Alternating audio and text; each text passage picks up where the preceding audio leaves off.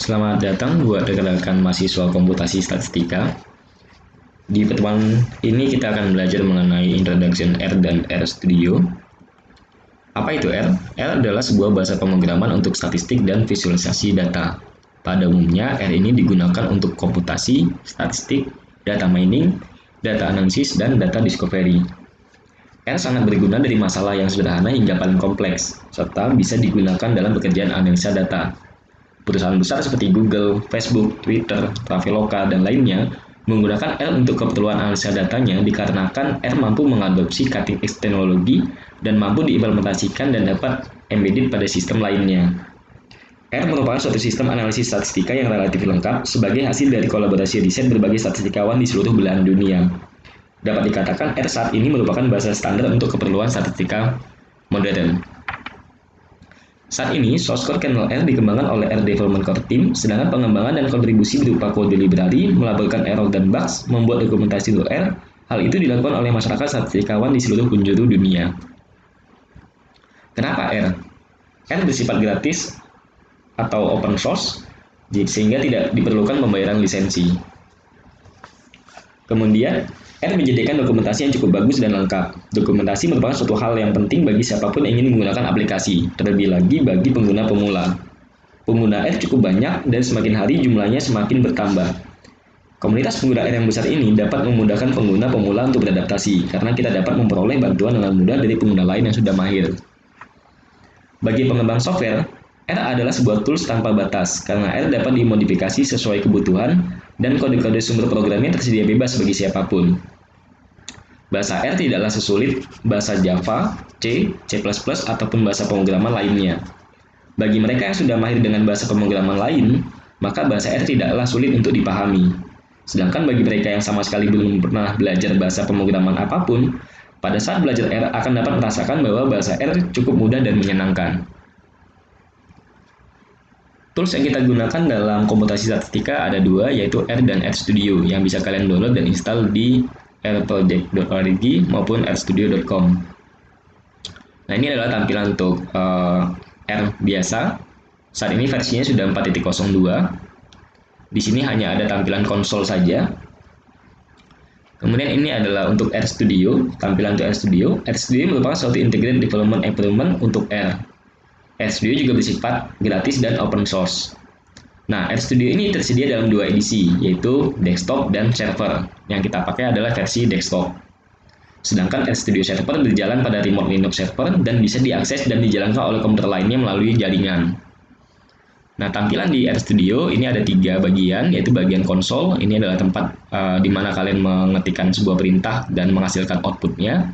Kemudian di workspace adalah tempat kalian menyimpan objek dan fungsi yang kalian ketikkan di konsol.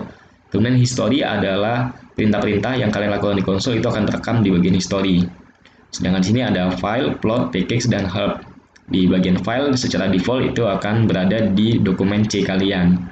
Plot adalah untuk bagian tempat menampilkan grafik dan diagram. Package untuk library, kemudian untuk informasi bantuan di bagian help. Nah, beberapa kelebihan RStudio adalah dia relatif lebih user-friendly, jadi lebih mudah untuk digunakan. Nah, kelebihan lainnya yaitu ada highlight coding yang memberikan warna yang berbeda untuk kata kunci dan variabel dan membuat kode yang tulis lebih mudah dibaca. Selanjutnya, pencocokan tanda kurung secara otomatis, code completion, sehingga kita tidak perlu mengetikkan semua perintah secara penuh, karena di RStudio akan memberikan kode perintah yang ada secara otomatis.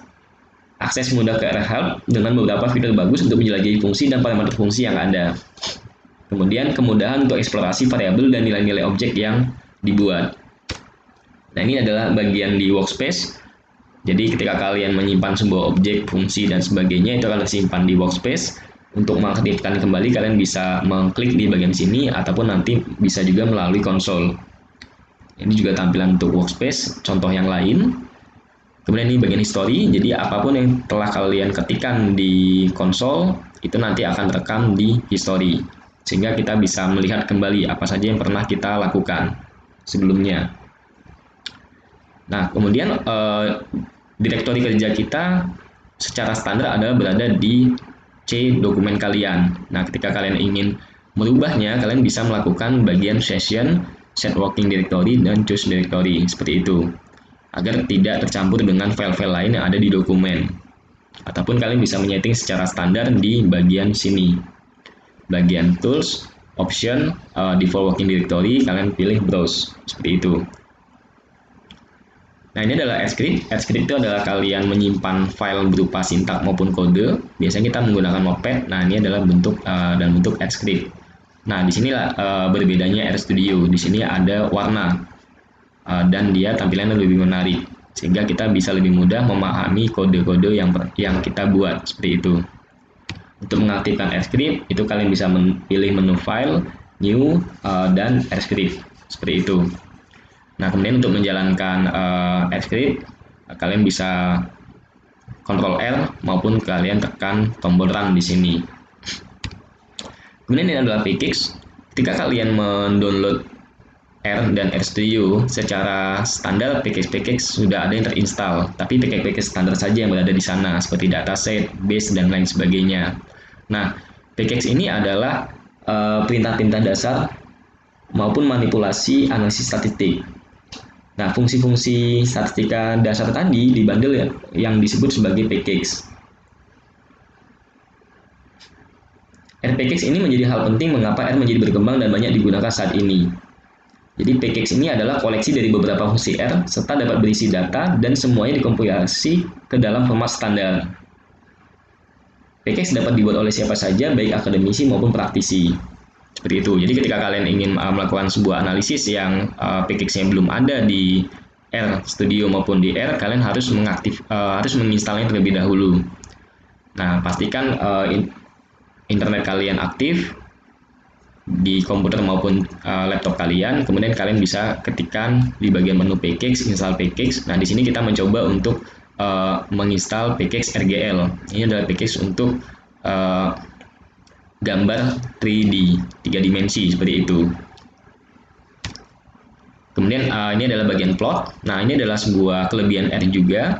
Nah, R ini juga bisa memodifikasi plot sesuai keinginan kita. Misalnya kita warnanya sebagaimana, bentuk tampilan seperti apa, itu kita bisa modifikasi, dan itu menjadi sebuah kelebihan di R juga. Kita modifikasi di bagian konsolnya, bagian perintah codingnya seperti apa nantinya. Kemudian ini bagian plot yang lain, seperti ini contohnya ada 9 gambar yang kita tampilkan menjadi satu grafik, seperti itu.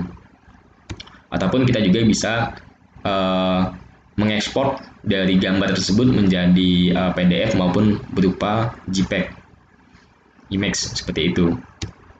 Nah, ini adalah tampilan untuk 3 dimensi. Nah, ada juga pkix lainnya yang kita bisa melihat gambar 3 dimensi, di mana gambar itu bisa kita putar. Jadi kita bisa melihat dari berbagai sisi, seperti itu. Nah, untuk dokumentasi dan informasi kalian bisa akses ke rproject.org maupun komunitas di rbloggers.com, ataupun kalian bisa cari di internet. Sangat banyak sekali komunitas-komunitas maupun forum online yang mengenai R ini, baik yang Indonesia maupun yang versi Inggris. Nah, ini untuk rproject.org, kalian bisa mengetahui R itu bagaimana di sini. Kemudian ini adalah jurnal. Nah, jadi kalian juga bisa sebagai referensi skripsi nantinya ketika kalian ingin mencari jurnal. Nah, di jurnal ini biasanya sudah tersedia pkix-nya apa yang digunakan, kemudian codingnya bagaimana, maupun data yang digunakan. Itu sudah tersedia di jurnal. Jadi kalian bisa akses di bagian arsip di sini. Jadi kalian bisa melihat edisi jurnalnya bagaimana. Biasanya dia tiap bulan ataupun tiap 6 bulan sekali, seperti itu. Ini adalah kontribusi pkix. Jadi sampai saat ini sudah ada 16.000 pkix yang tersedia, yang disortir berdasarkan tanggal publikasi maupun berdasarkan nama pembuatnya. Nah, setiap harinya selalu bertambah, seperti itu. Nah, ketika kalian ingin melihat pkix, itu kan kalian biasanya bingung, pkix itu tentang apa. Nah, biasanya di sini sudah disediakan pula cairan touch view. Jadi di sini sudah diringkas berdasarkan topik tentang statistik, seperti itu. Nah, di sini sudah ada 41 views, seperti itu. Nah, ini adalah sebagiannya. Misalnya kita ingin topiknya yaitu tentang Bayesian. Nah, di sini kalian bisa klik di bagian Bayesian. Nanti di sana akan ditampilkan pkix-pkix apa saja yang digunakan pada Bayesian, baik yang baru, yang sederhana maupun sampai yang tingkat advance. Di sini juga ada bagian econometric, time series, survival, dan lain sebagainya. Jadi kalian bisa eksplorasi di sini kira-kira package apa yang akan kalian gunakan nantinya. Nah, mungkin seperti itu saja pertemuan kita kali ini. Terima kasih.